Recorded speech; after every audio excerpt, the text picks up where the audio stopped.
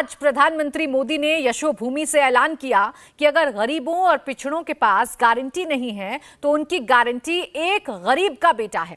प्रधानमंत्री के इस कदम का फायदा 2024 के चुनाव में साफ दिखाई देगा। विश्वकर्मा साथी 2024 की विजय के सारथी बन सकते हैं। पीएम ने इस मौके पर क्या कहा, पहले वो आपको सुना देते हैं, फिर खास मेहमानों के साथ करेंगे चर्चा। हजारों वर्षों से जो साथी भारत की समृद्धि के मूल में रहे हैं, वो हमारे विश्वकर्मा ही है। जैसे हमारे शरीर में रीढ़ की हड्डी की भूमिका होती है, वैसे ही समाज जीवन में इन विश्वकर्मा साथियों की बहुत महत्वपूर्ण भूमिका होती है। हमारे ये विश्वकर्मा साथी उस काम, उस हुनर से जुड़े हैं जिनके बिना रोजमर्रा की जिंदगी की कल्पना भी मुश्किल है। आप देखिए, हमारी कृषि व्यवस्था में लोहार के बिना कुछ क्या संभव है? नहीं है। गांव देहात में जूते बनाने वाले हो, बाल काटने वाले हो, कपड़े सिलने वाले दर्जी हो, इनकी अहमियत कभी खत्म नहीं हो सकती। आजादी के बाद पहली बार बंजारा और गुमंत जनजातियों की परवाह की है। ये हमारी ही सरकार है जिसने आजादी के बाद पहली बार दिव्यांग जनों के लिए हर स्थान पर विशेष सुविधाएं विकसित की है। जिसे कोई नहीं पूछता, उसके लिए गरीब का ये बेटा मोदी उसका सेवक बनकर आया है। सबको सम्मान का जीवन देना, सभी तक सुविधा पहुंचाना, ये मोदी की गारंटी है। आइए इसी पर करेंगे चर्चा। मेरे साथ खास मेहमान जुड़ गए हैं। गुरु प्रकाश पासवान, प्रवक्ता भारतीय जनता पार्टी, संजय सराफ, प्रवक्ता एलजेपीआर, संदीप त्रिपाठी, नेता कांग्रेस, संजय सरकार, नेता टीएमसी, सतीश प्रकाश, एक्टिविस्ट हमारे साथ हैं। आप सभी का बहुत बहुत स्वागत है। मैं गुरु प्रकाश पासवान जी आपसे शुरुआत कर रही हूं। विश्वकर्मा योजना ये हितों की बात करती है, ये कामगारों को आगे लाने की बात करती है। इसी के बहाने 2024 के समीकरण आप लोग सेट करने की कोशिश कर रहे हैं। देखिए प्राची जी, आपको और पैनल में उपस्थित सभी साथियों को हमारा प्रणाम। और हर निर्णय को, हर नीतिगत निर्णय को चुनावों से जोड़ करके देखना, ये मुझे लगता है ठीक नहीं है। क्योंकि हमारे देश में कभी ना कभी, कहीं ना कहीं कोई ना कोई चुनाव हो ही रहा होता है। कभी लोकसभा का चुनाव हो रहा होता है, कभी विधानसभा का चुनाव हो रहा होता है। लेकिन आज की जो क्रांतिकारी दूरगामी योजना हम सबके सामने आई है, पूरे देश के सामने आई है, और जिस प्रकार प्रधानमंत्री जी ने अपने उद्बोधन में कहा, जिसका कोई नहीं है, जिसकी सूद लेने वाला कोई नहीं है। नाई समाज, उसकी सूद कौन लेता था? कुम्हार समाज, उसकी सूद कौन लेता था? टेलर, जो कि रोजमर्रा के जीवन में हम लोग जाते हैं, टेलर की चिंता कौन करता था? ऐसे 18 वर्गों को चिन्हित किया गया है और उनको विश्वकर्मा का दर्जा दिया गया है। विश्वकर्मा जयंती के दिन विश्वकर्मा समाज का सम्मान, मुझे लगता है कि इससे बड़ी बात कोई हो नहीं सकती है। और इसमें सबसे बड़ी बात है कि केंद्र सरकार ने बर्डन शेयरिंग नहीं किया है। केंद्र सरकार ने मोदी जी के नेतृत्व में यह तय किया है, केंद्र सरकार अकेले इसकी पूरी जिम्मेवारी लेगी और 13,000 करोड़ का आउटले, 13,000 करोड़ का आउटले पूरे देश के विश्वकर्मा समाज के लिए इसको लागू करने की योजना है। पहले साल में जैसे आपने बताया कि 1 साल का 1 लाख का जो लोन होगा वो कोलैटरल फ्री होगा। उसके बाद भी मामूली ब्याज के दर में बाकी 2 लाख का लोन मिलेगा। इसके बाद भी टूल किट की बात हो, 15,000 रुपए की स्किल अपग्रेडेशन की बात हो, लगातार विश्वकर्माओं के प्रोडक्ट्स को ग्लोबल मार्केट चेन प्रोवाइड करने की बात हो। मुझे लगता है पहली बार ऐसा हुआ है कि विश्वकर्मा समाज के लोगों की चिंता बिल्कुल केंद्र बिंदु पे आई है और सरकारें उनकी चिंता कर रही हैं। मुझे लगता है कि प्रधानमंत्री जी अपने जन्मदिन के दिन अपने जन्मदिन के दिन देश के गरीब, दलित, शोषित, पीड़ित को इतना बड़ा उपहार दिया है। ये देश के लिए बहुत ही गौरव का विषय ठीक है संदीप त्रिपाठी जी, देश के लिए गौरव की बात है। आज प्रधानमंत्री नरेंद्र मोदी भी अपने संबोधन में कह रहे थे कि जिनकी गारंटी कोई नहीं, उसकी गारंटी प्रधानमंत्री नरेंद्र मोदी है। और ये योजना उन कामगारों के लिए है, उन लोगों के लिए है जो छोटे छोटे काम करते हैं, जैसे तैसे अपने घर का गुजर बसर करते हैं। क्या इस योजना को भी चुनावों से जोड़कर देखा जाना सही है? देखिए आप को याद करते हुए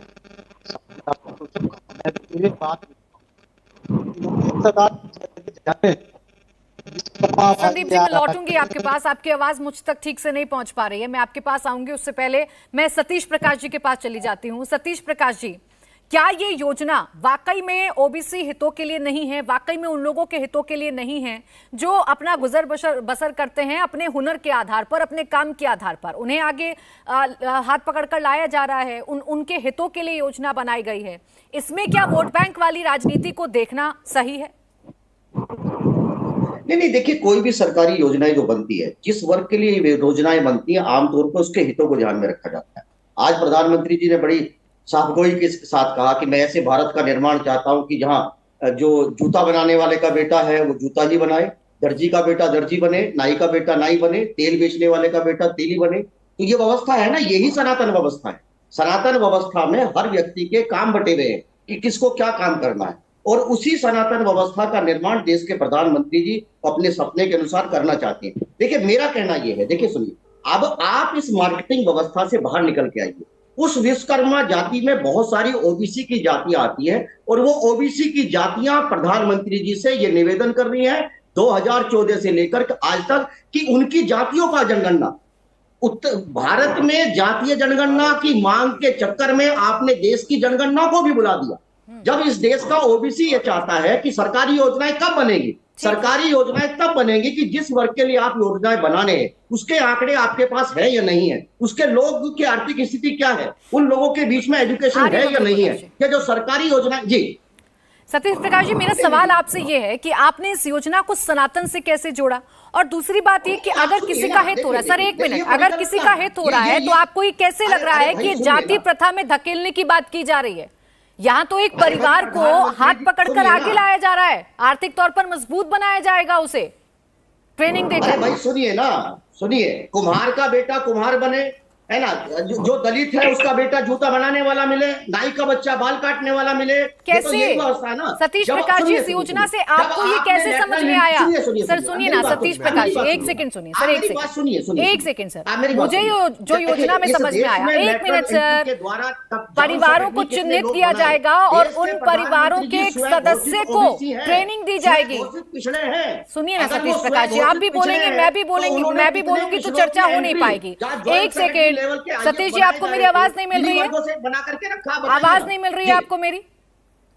मैं आपसे ये समझना चाह रही हूं सर, जितना मुझे समझ में आया वो ये समझ में आया कि परिवारों को चिन्हित किया जाएगा और उन परिवारों में से एक एक सदस्य को ट्रेनिंग दी जाएगी, लोन की व्यवस्था भी है और टूल किट के लिए 15,000 रुपए दिए जाएंगे। इसमें कहां से आपने पीढ़ियों को जोड़ लिया, कहां से आपने समझ लिया कि तेली का बेटा तेली बनेगा, नाई का बेटा नाई बनेगा या दर्जी का बेटा दर्जी बनेगा? ये कैसे आपको समझ में आया? कौन सा कैलकुलेशन है आपके पास?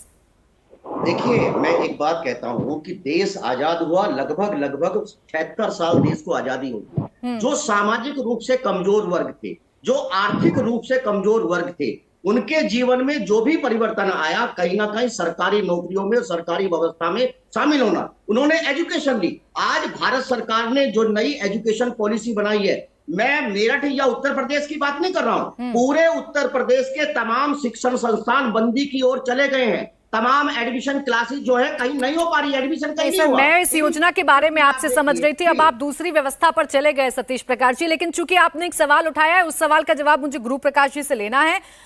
गुरु प्रकाश जी, जो सतीश प्रकाश जी को समझ में आ रहा है, क्या वाकई में ये मतलब है इस योजना का कि आप जाति प्रथा में धकेलना चाहते हैं? ये योजना एक बार फिर से इस तरफ इशारा कर रही है कि नाई का बेटा नाई ही बनेगा। क्या ये व्यवस्था है सरकार की?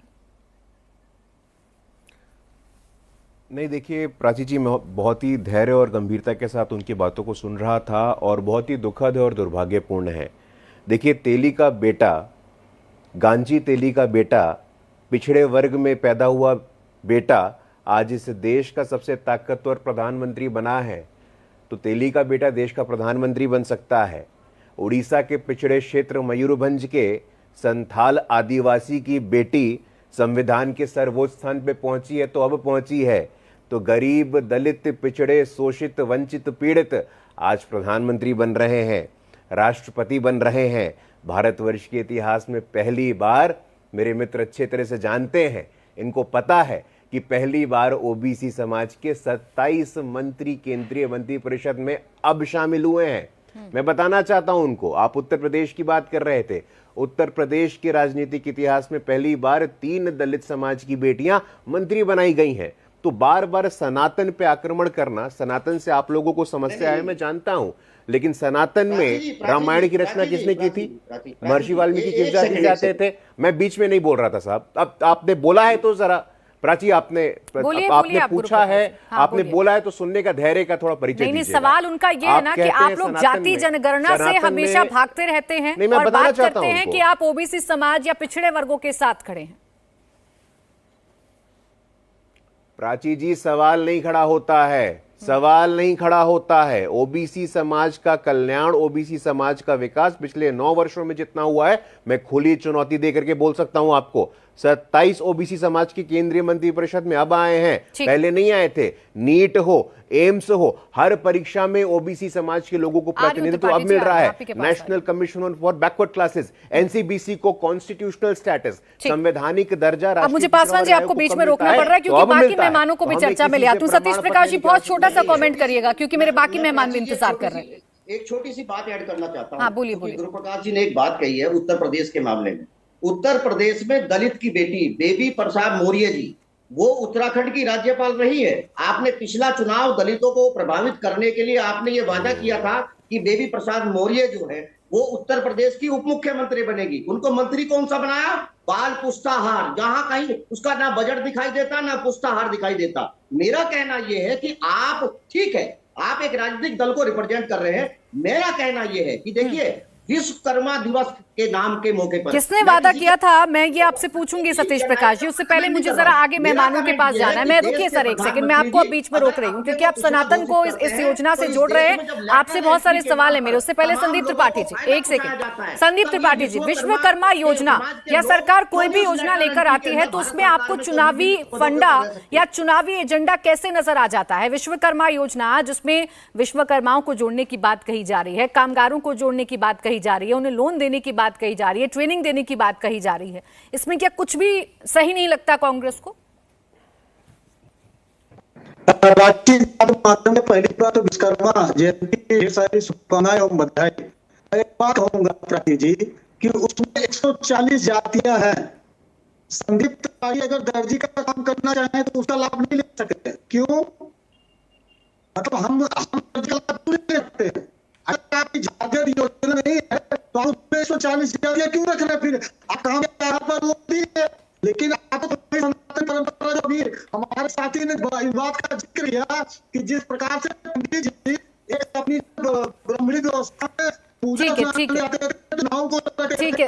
इंडिया टीवी हर वक्त हर जगह डाउनलोड करने के लिए सर्च करें India TV news Google play store या ऐप स्टोर पर।